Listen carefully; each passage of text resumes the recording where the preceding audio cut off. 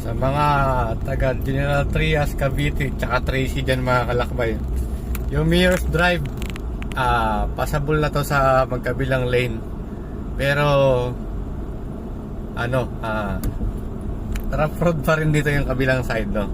Pero patuloy pang ginagawa. Expected nyo rin yung traffic dito pagka rush hour.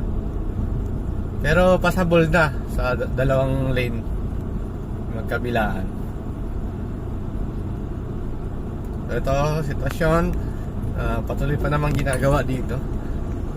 Nasa gitna na naghuhukay na ng sa gitnang part ng kalsada. Tsaka yung dito naman sa kanan, parang nilawakan ulit nila yung space, inurong yung bakod.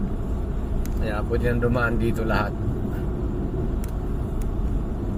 Yun, update lang sa mga dumadaan dito, no? Dahil mga nakarang linggo sinarado to.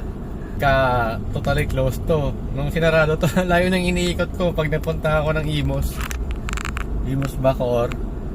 Dumadaan pa ako doon sa hospital ng General Trias.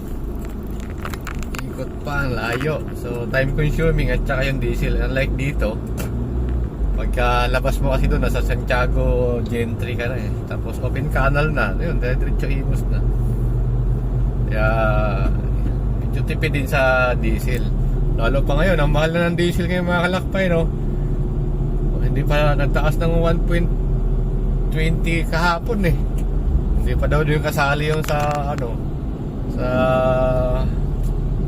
gulo sa Middle East. Next week expected na to, mataas na naman lalo yung diesel nito. Aray ko, huwag na lang lumabas pag hindi importante. Mainit din naman yung panahon. Kumusta diesel dyan sa inyo mga kalakbay? Comment nyo nga sa comment section kung magkano presyohan dito. Kasi sa Cavite may nakikita ako, hindi kasi pari-pariho, hindi ko maintindihan bakit hindi pari-pariho. Dito sa pinakamalapit sa amin, ito talaga pinakamura, 60.10 ngayon.